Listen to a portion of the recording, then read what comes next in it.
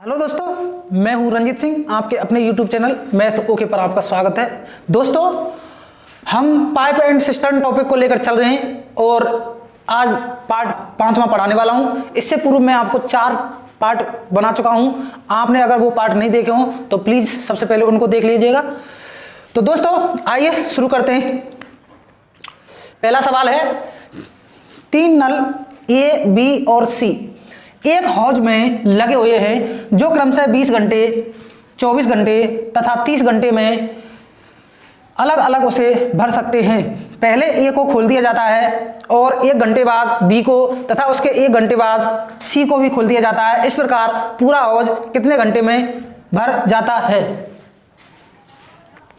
तो आइए शुरू करते हैं।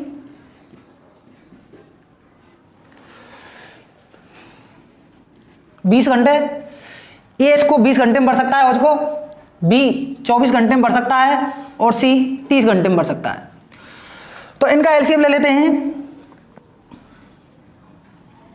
और इनका एलसीएम आ जाता है 120। अब 20 का इसमें भाग दें तो इसकी क्षमता आ जाती है 6, इसकी क्षमता आ जाती है 5 और इसकी क्षमता आ जाती है 4। यानी कि जो ए, बी और सी जो नल लगे हुए हैं हौज को भरने के लिए, तो वो 6 लीटर प्रति घंटे की रफ्तार से भर रहा है। ए यानी कि इसकी एफिशिएंसी क्षमता 6 लीटर प्रति घंटे की आ गई, इसकी बी की 5 लीटर प्रति घंटे की आ गई और इसकी 4 लीटर प्रति घंटे की आ गई। और ये इसकी यूं मान के चलो कि ये 120 इसको कुल पानी भरना है। तो यहां देख लेते हैं पहले तो टोटल हौज की क्षमता कितनी हो गई? 120 यूनिट या लीटर, कुछ भी मान सकते हैं आप। अच्छा, अब मुझे बताइए कि ए को चालू किया गया है तो एक घंटे में कितना भर रहा है? 6। उसके बाद में 1 घंटे बाद किसको शुरू किया है? बी को।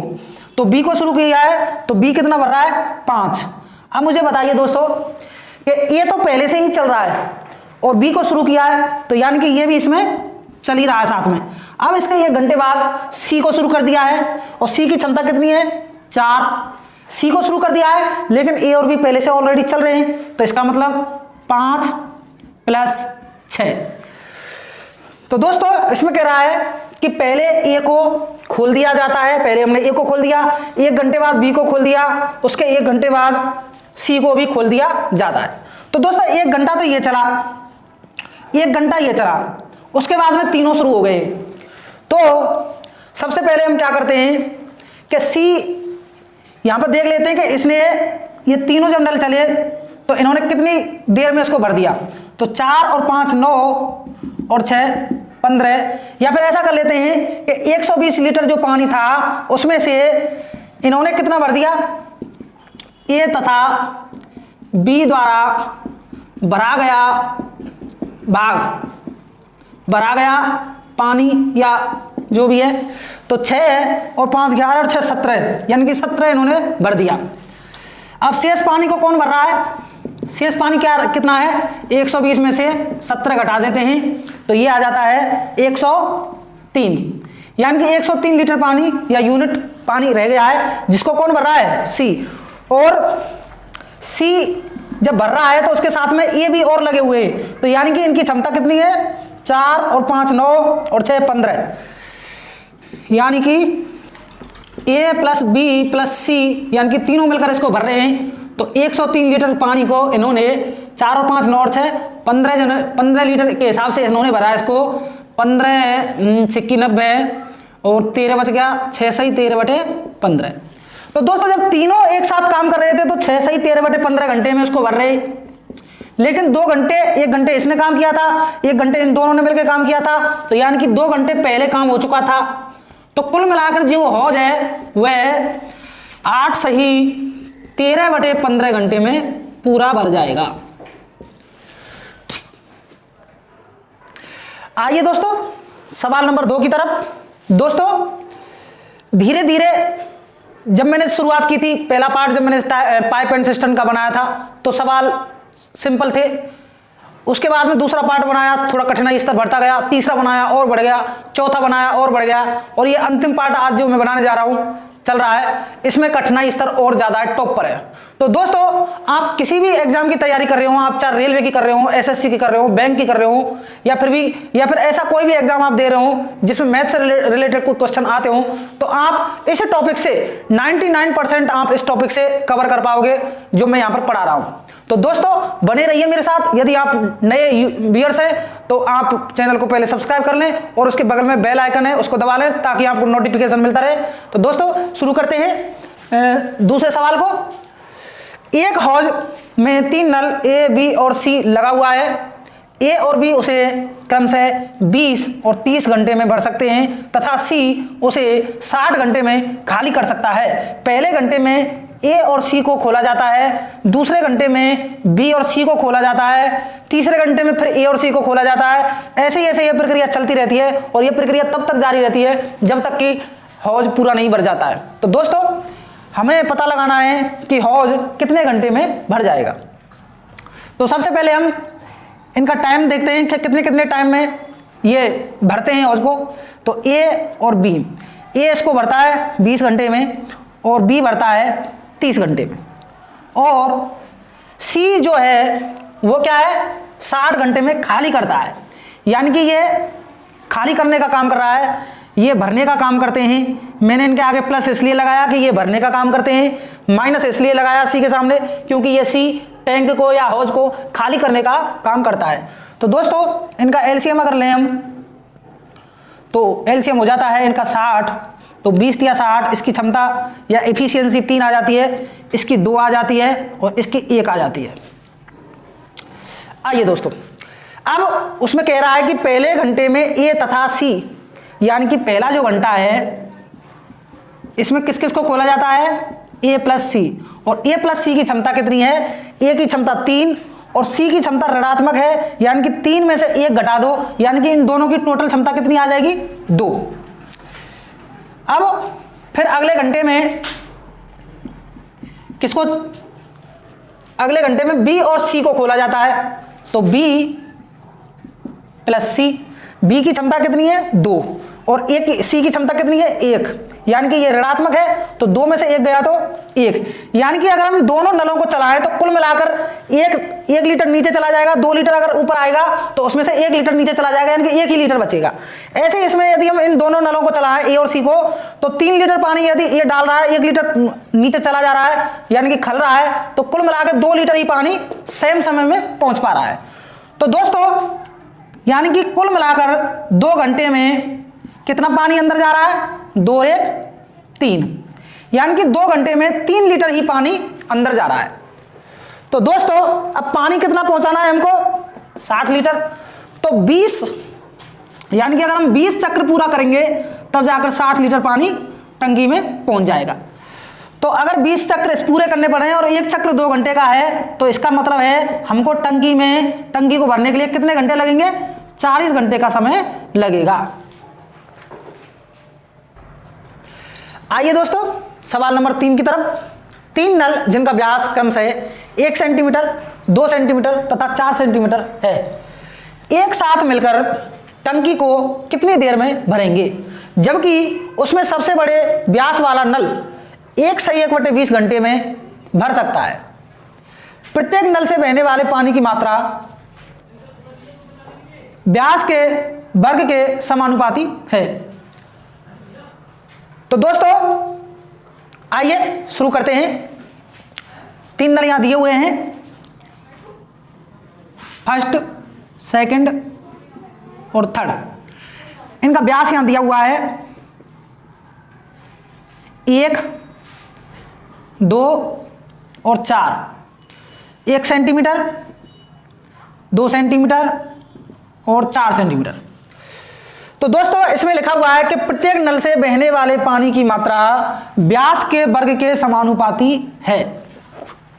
तो हम क्या करते हैं, इसका क्षमता निकाल लेते हैं और क्षमता की कह रहा है वो कि वर्ग के समानुपाती है। तो 1 का वर्ग कितना हो गया 1, 2 का वर्ग 4 और 4 का वर्ग 16। यानी कि इन तीनों नल, ये तीनों नल अगर एक साथ चलेंगे तो टोटल कितना पानी भरेंगे, 1 और 4 5 और 16 21, 1 + 4 + 16 = 21, यानी कि इन तीनों की क्षमता 21 है। दोस्तों जबकि उसमें सबसे बड़े व्यास वाला नल 1/1/20 घंटे में भर सकता है। सबसे बड़ा व्यास वाला नल कौन सा है? ये। तो इसकी जो क्षमता है पानी की टंकी की, हम उसको निकाल लेंगे। पानी की टंकी की क्षमता बराबर, क्षमता निकालने के लिए क्या करेंगे, जो टंकी की धारिता है यानी कि टंकी में कितना पानी आ सकता है उसको निकालने के लिए हम जो बड़े व्यास वाला नल है वो कितना टाइम ले रहा है, यानी कि मैंने आपको बताया था कि टाइम एंड वर्क पढ़ाया था, कार्य बराबर निकालने का सूत्र बताया था मैंने, क्षमता गुणा समय कर देते हैं। तो इसकी क्षमता कितनी है? 16, और समय कितना ले रहा है? 1/1/20 घंटा।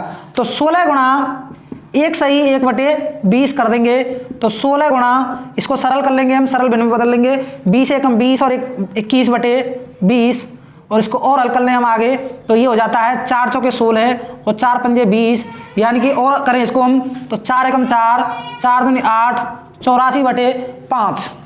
तो दोस्तों अब हमें यह पता लग गया कि पानी की जो टंकी है उसकी कुल क्षमता कितनी है? 84/5 यूनिट। तो अब ये कह रहा है कि ये तीनों नल उसको कितनी देर में भर देंगे। तो तीनों नलों द्वारा पानी की टंकी को भरने में लिया गया समय। तो दोस्तों 84/5 की पूरी टंकी है, इसको यदि हम भरे हैं तो इसमें 21 का भाग दे देंगे, क्योंकि बटे में है इसलिए एक नीचे और लगा देंगे, ये हो जाएगा 84/5 गुणा 1/21, और 21 से काट देंगे 4 बार, यानी कि उत्तर आ जाएगा 4/5 घंटे। आइए दोस्तों सवाल नंबर 4 की तरफ। दोस्तों जैसे जैसे हम आगे बढ़ते जा रहे हैं सवालों का स्तर कठिन होता जा रहा है, तो दोस्तों मैं आपसे कहना चाहूंगा कि आप धैर्य बना के रखें और सवालों को हल करने की कोशिश करें और बार बार कोशिश करें। अभ्यास, गणित अभ्यास मांगता है और अभ्यास के द्वारा ही हम गणित को आसानी से समझ सकते हैं।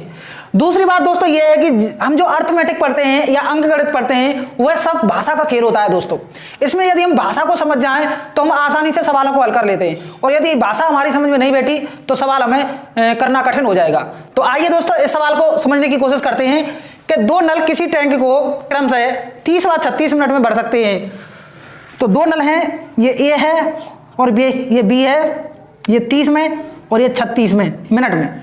दोनों नलों को एक साथ खोला गया, परंतु शुरुआत से ही कुछ खराबी के कारण पहले नल से 5/6 पानी निकलता है तथा दूसरे नल से 9/10 पानी निकलता है। अब खराबी को ठीक कर लिया गया है और ठीक करने के बाद 15/1/2 मिनट में टैंक भर गया।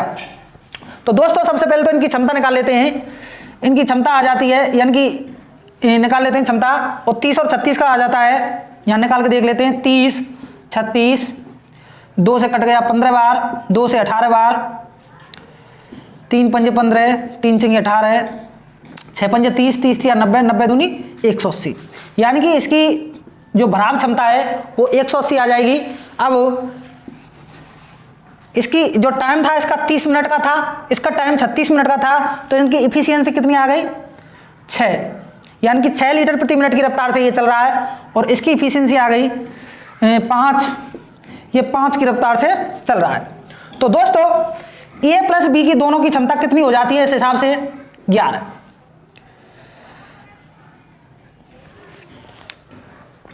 आइए दोस्तों अब देखते हैं दोस्तों, इसमें कह रहा है कि खराबी के कारण, तो खराबी के कारण क्षमता प्रभावित हुई है। तो क्षमता कितनी प्रभावित हुई? मान लो पहला जो नल है ए मान लेते हैं उसको, उस नल की क्षमता पहले थी 6, और जब खराब हो गया था तो ये कितना पानी फेंक रहा था? 5/6। तो इसका मतलब है इससे केवल 5 लीटर पानी ही निकल रहा है। और ऐसे ही बी है, इसकी क्षमता थी 5, लेकिन खराबी के कारण ये 9/10 पानी ही फेंक पा रहा है। तो इसका मतलब है ये कितना पानी फेंक रहा है? 4.5। तो दोस्तों यानी कि खराब स्थिति में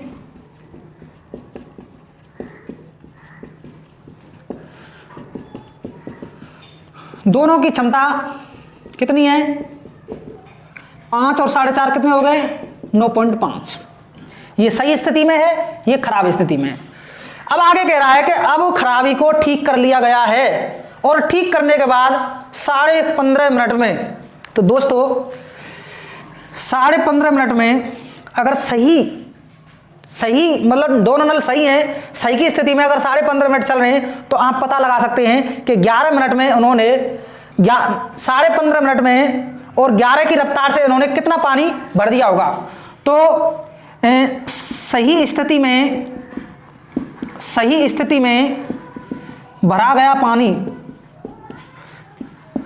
कितना होगा, 11 गुणा, इसको सही सरल कर लेते हैं, 2 से 15, 2 गुणा 15 करते हैं 30 और 1 31/2, और इसका गुणा करें हम 31, तो 31 एकम 31 हासिल 3, 31 एकम 31 और 3 34, 341/2, और इसको और हम करें तो 2 एकम 2, 2 सत्ते 14, भाग टूटे की 0, 170.5 पानी इन्होंने उसमें भर दिया।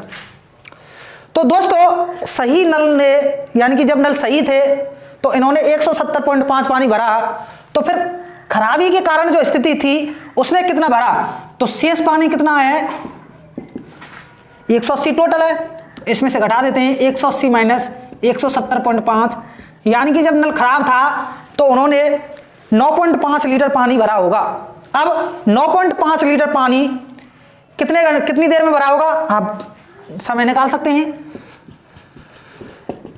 टोटल पानी कितना है 9.5, जबकि खराबी के कारण क्षमता कितनी है 9.5, यानी कि 1 मिनट, यानी कि इन्होंने 1 मिनट में ये 9.5 पानी भरा होगा। तो इसका मतलब हमें ये पता लग गया कि 1 मिनट तक जो नल थे वो दोनों खराब रहे होंगे।